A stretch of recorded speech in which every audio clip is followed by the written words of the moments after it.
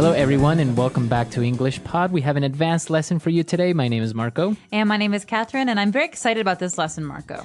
It's very interesting. It's about a very controversial topic and a very popular person in history, Charles Darwin. That's right. So he's most famous perhaps for his book, The Origin of the Species. And we're going to be talking a lot about science today. So put your thinking caps on. All right. So without further ado, why don't we listen to this dialogue for the first time?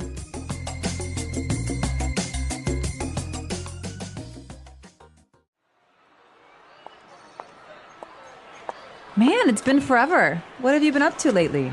I've been busy preparing for my exams, not to mention all the term papers I've had to write. Same here. I'm up to my neck in work, but at least we've got summer holidays after finals. Where are you headed now? I'm going to my anthro class. We've been focusing on Darwin all term, since it's the 200th anniversary of his birth or whatever. I'm sick and tired of Darwin, Darwin, Darwin! What? Why? How can you not like Darwin? His work turned thousands of years of ideas about creation on their head. His theory of evolution revolutionized the fields of biology and anthropology.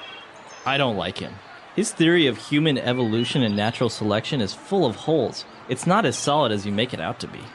Say that again and you'll make enemies with half of the academy, not to mention your professors. Furthermore, the explanation proposed by Darwin about the origin of the species and the process of natural selection constitutes a grand step towards a coherent understanding of the world and its very beginnings. I'm not minimizing his huge contributions to science. It's just that his theory reminds me of the conundrum of the chicken and the egg. What are you talking about? Which came first, the chicken or the egg? This is a classic logical problem, and I think it applies to Darwin's theory. How did the very first living organism come to be? Interesting. I think that question is better suited for my philosophy class. In the meantime, how about we settle this with a duel?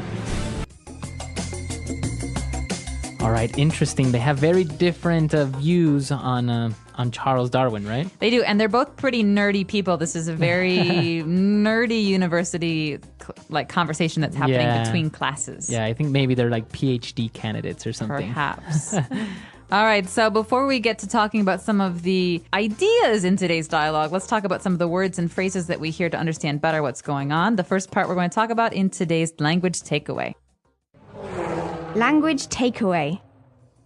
All right, on language takeaway today, let's take a look at the first word. And, well, one of the things that many people say is that Darwin revolutionized the fields of biology. And so he revolutionized these because he pushed them forward. He made many changes. He forced changes. So people had to change the way that they thought about these things. If you revolutionize something, a topic or an idea, you are creating new knowledge almost, right? Exactly. You can think of the word revolution, which is a thing. So you think of the Russian Revolution or the American Revolution. These are times of change. So to revolutionize is to bring about change. Very good. All right, so moving forward, they were talking about human evolution. Human evolution.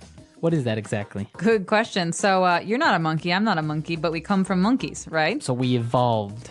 Right. So the process is called human evolution. That means the process by which humans changed forms to become what we are today. Okay, so you evolve. Now, is it evolution? You usually think of something positive, right? Something evolves into something better. Is it always that way?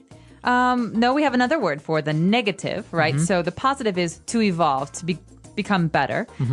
To get worse is to devolve. Okay. Yeah, to devolve, to go back and to kind of lose things that you had. Okay, interesting. And then they were also talking about Darwin's theory of natural selection. Natural selection. Okay, this is maybe one of the things that Darwin was most famous for, and that's why we've included it in this language takeaway, because it's a key phrase. It's something you hear people talk about a lot. Okay, so natural selection is a process, again, and it's the process by which stronger animals survive over time and weaker animals don't. So if there's a weak species, it can't really survive because it keeps dying and dying, and then finally there's no more. And so this is called natural selection because no one's actually choosing what animals will survive, but it's kind of a natural process. Right, Mother Nature is choosing it. Right. Very good. So natural selection, this is one of the things that Darwin is most famous for. And, well, as Catherine mentioned, Darwin wrote the book Origin of the Species. Right. So origin means beginning. So the origin of mankind, right? So there are many different kinds of animals. You could even say there are many different kinds of like mammals, but there are many different species within that. So human beings, black bears, koalas, chimpanzees. These are all species. And so a species is a classification. So the origin of the species is kind of a way of telling the story of how all these things came about. All right. The origin of the species. And the last one, this word is kind of strange. He talked about the conundrum of the chicken and the egg. Okay, conundrum. I love this word. It's very funny sounding. Yeah, it Conundrum. Conundrum. It means like a problem or a riddle or something that's hard to understand. All right. So in this case, it's the conundrum of the chicken and the egg, right? Which came first? How else can you use conundrum? You could say that maybe there's a situation that's very strange and hard to understand. This is quite a conundrum. This is quite a conundrum we have. Yes. So It sounds very fancy, very well educated. it does. All right. So interesting words on language takeaway. Why don't we move on now to 4 phrases on Fluency Builder? Fluency Builder. All right. On Fluency Builder today, we have 4 phrases, as we said. So what's the first one? The first one is great. It's very visual. You say, I'm up to my neck in work. Or I'm up to my neck in papers to write. All right, so this means I have so much stuff to do that you could pile it up and it would come up to my neck. So I have as many papers that are almost as tall as I am. Exactly. And so I could say, I'm up to my neck in work. I have no more time to do anything. Sometimes people also say I'm up to here, and then they'll The point. they'll point at their forehead or somewhere around their head. I'm up to here with your nonsense. Exactly. So Right. this is a way of saying that I'm really busy. I'm really busy. I'm really tired of it. All right. And our next phrase is one that most mothers use. I'm sick and tired. Ugh, I'm sick and tired of all of your whining. Go do the dishes and don't complain. Right. So it always goes together. You are sick and tired. Right, and sick comes first. So I'm sick and tired of this. I'm sick and tired of your bad attitude. Okay. So, and that means that you are. I'm just tired of it. I don't want you to have a bad attitude anymore. Or I'm really done. annoyed by it. I'm annoyed. Okay, sick and tired. And then we saw a phrase that was a little bit separated. He said, the sentence went like this. His work turned thousands of years of ideas about creation on their head. So to turn something on its head. Like you said, Marco, it's split into 2 parts. So he turned the field of computer science on its head. So to turn on its head means to completely reverse something, to turn it around. You think 180 degrees. Okay. And so if biology used to be one way, then Darwin made it completely different. So we can say that Isaac Newton completely turned physics on its head with his theory or his findings on gravity. And then, years and years later, we had Albert Einstein, who turned those theories, or who turned that theory on its head with his own ideas about physics. Very good. So to turn something on its head, to completely change the course of or prove something to be maybe wrong. And the last phrase that we have is the person argued that Darwin's theories were full of holes. Okay, so to say a theory is full of holes is a little bit different than saying that his pants are full of holes, because when you say something is full of holes, maybe they actually have holes. But a theory it's an idea, so it can't have holes. What you're saying is that it's not completely sound. It's not without some problems. And so maybe you're saying that, the cookies are gone out of the kitchen, Marco, and I saw you in the kitchen, so clearly you ate the cookies. Right, so I can say that's full of holes because it was me and it was 3 other people who were in the kitchen, so you can't blame me. It could have been the other 2 people. Right. So if something is full of holes, it's that it has maybe mistakes or it's still missing complete evidence to prove it right. Or it has bad logic. Bad logic. All right. Interesting. So we've taken a look at a lot of words and different phrases here. Let's listen to this argument one last time.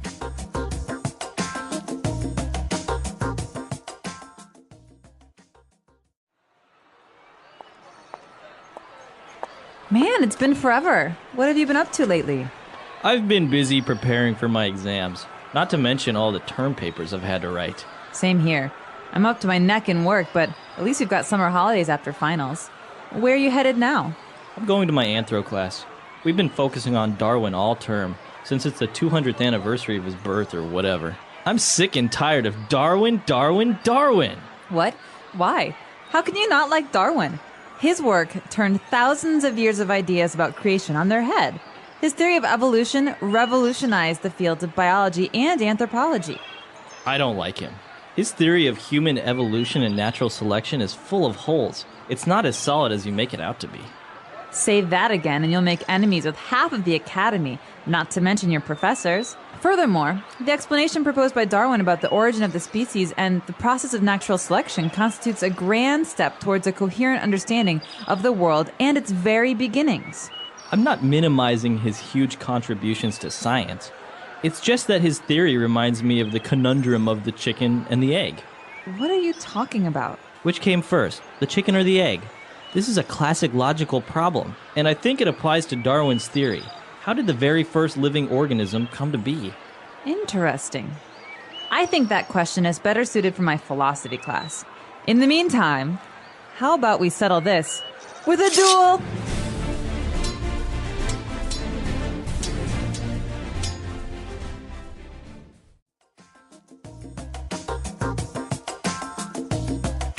All right, we're back. So interesting, this Darwin's theories and his explanations for the origin of species and life as we know it. But there is the opposite to this, right? There is a certain thing called creationism.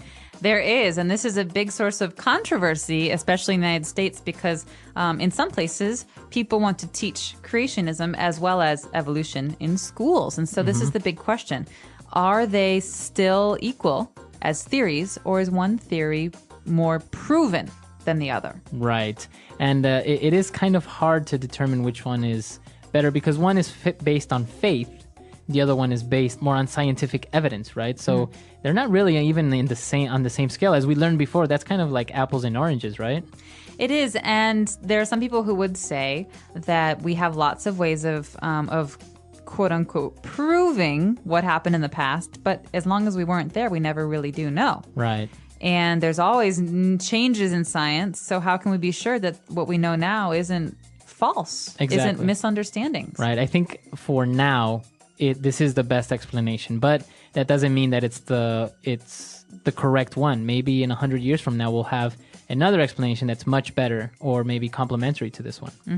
Well, we want to know what you guys think. Come to our website, englishpod.com. We really want to hear your opinions. What do you think about this topic? It is a little bit controversial, so we really look forward to your comments and any other questions you may have. Yep, and just a reference, creationism is the idea that God created the world or a superior being created the world and that everything came from that. And so let us know what you think. I am very curious too. And that's about it for today. All right. So, we'll see you guys there. Bye-bye. Bye.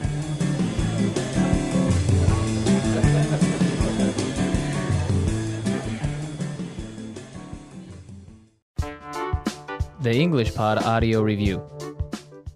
Listen to the meaning, then say the vocabulary word. Bored or annoyed. Sick and tired. In a state of disagreement. At odds with. Logical and consistent. Coherent. To make something as small as possible. Minimize. Including many faults. Full of holes. A school that provides training in special subjects. Academy. A process by which the best creatures survive. Natural selection. A confusing or difficult problem. Conundrum. Let's try that faster. To make something as small as possible. Minimize. Bored or annoyed. Sick and tired. Logical and consistent. Coherent. A process by which the best creatures survive. Natural selection. In a state of disagreement. At odds with. A confusing or difficult problem. Conundrum. including many faults. Full of holes. A school that provides training in special subjects. Academy. Now say the word and hear it in a sentence. Sick and tired.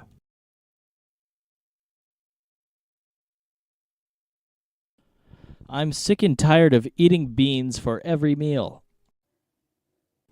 Sick and tired.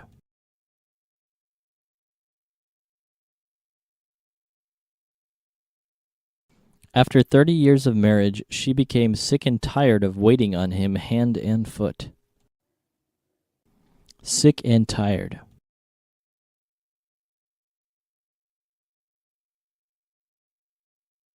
We are sick and tired of corruption. We demand change now. At odds with.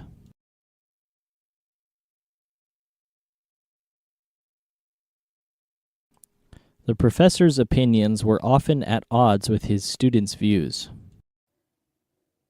At odds with.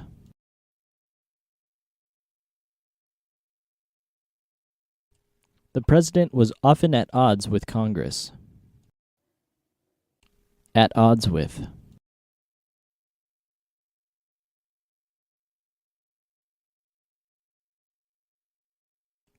Instead of being continually at odds with each other, the competitors agreed to cooperate. Coherent.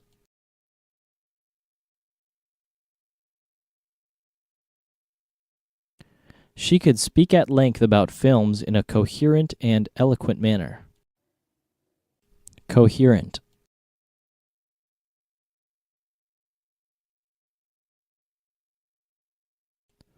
The dazed man could not deliver a coherent response to his rescuers.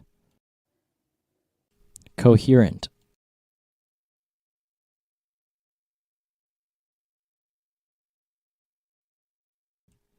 This report is confusing and entirely incoherent. Write it again. Minimize.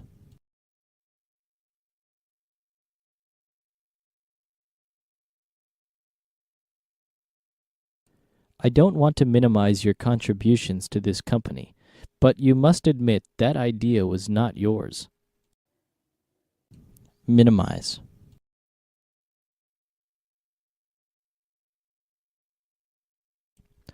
Minimize your impact on the environment and try to recycle. Minimize.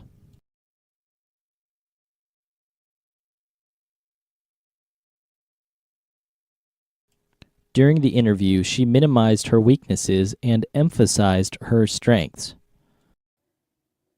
Full of holes.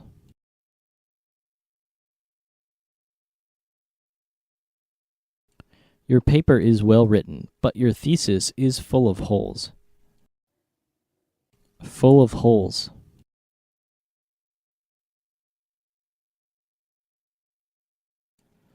We need to buy a new bucket. This one is full of holes. Full of holes.